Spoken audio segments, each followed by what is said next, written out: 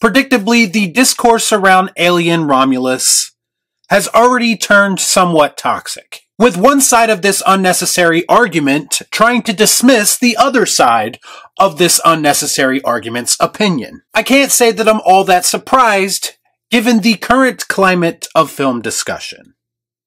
Let's discuss. I watch so you don't have to. All I'm offering is the truth, nothing more. So what I've been noticing online over the last couple of days is a civil war of sorts amongst the Alien fandom. Don't feel bad, it happens to the best of fandoms, and it's always instigated by social media. The place where people go to yell at each other and tell other people that they are wrong. Now, to be clear, that's nothing new for film discussion. I remember having many conversations with people close to me, where we playfully argued about the other person's tastes in certain movies. And you know what? That type of thing is fine when you keep things lighthearted and respectful. But there is nothing lighthearted and respectful about online discourse. The good news for everyone is that the first two Alien films are solidified. They are almost universally loved. So there isn't a lot of arguing to be had over those two films, as it should be. As far as the rest of the franchise goes, it's pretty much open season.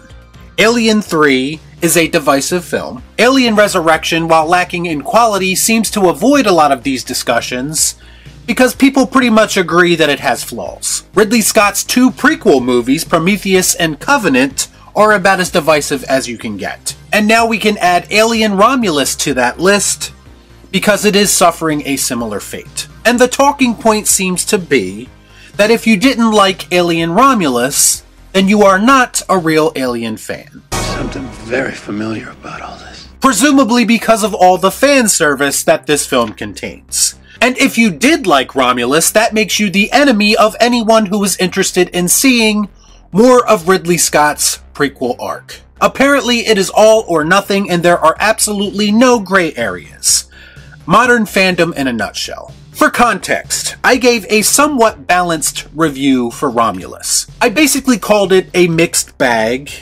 There were things I liked about it, and there were things that I didn't. And I somewhat predictably got comments still calling me a hater. So let's just completely ignore the fact that on more than one occasion in my review, I said that I find enjoyment in all Alien films, even Romulus. But that's not good enough for some people. You see, you have to parade around like a starstruck fanboy and praise this movie unconditionally, otherwise your opinion doesn't matter. Nuance is completely lost on some people when it comes to these type of discussions. You're pathetically predictable. To call someone like me a fake fan or not a real fan because I didn't fall for the nostalgia bait and fan service head over heels is idiotic. There is a growing narrative which is clearly being used as deflection that Alien fans are the new Star Wars fans. They're never happy with anything. But here's the thing, you can criticize something without hating it. I know it's a foreign concept to some, but it does still happen. Criticism is, or at least it should be, looked at as a healthy form of fan expression. Because fans like myself want what's best for the franchise, otherwise we wouldn't be so vocal and passionate about our opinions. There's nothing wrong with me wishing that Alien Romulus didn't rely so heavily on callbacks to previous Alien films. I just have very little interest in that personally. I want my Alien films to push the envelope and try something new. Fool this man! That's why I like some of the most divisive films in this franchise, for the same reasons that some people hate them. Some people hate Alien 3 because they killed Newt and Hicks off-screen, a narrative that has been floating around the internet for years now. And I understand it. They are likable characters, and it was tragic. But I did not feel like it ruined the story at all. It felt like par for the course for this franchise. Did we really expect Ellen Ripley to ride off into the sunset peacefully? Ripley had experienced nothing but tragedy since the first moment she encountered the xenomorphs. Everyone around her consistently dies, and this is what has forced her to evolve into a fighter. The Alien films were never about Ripley finding a family or finding peace. They were about her keeping these creatures away from Wayland and trying to stay alive in the process. That is the whole hook of her story, and that's why I found it fitting that she died making that happen. And that's why, in my opinion, Alien 3 is a perfect ending to Ripley's arc.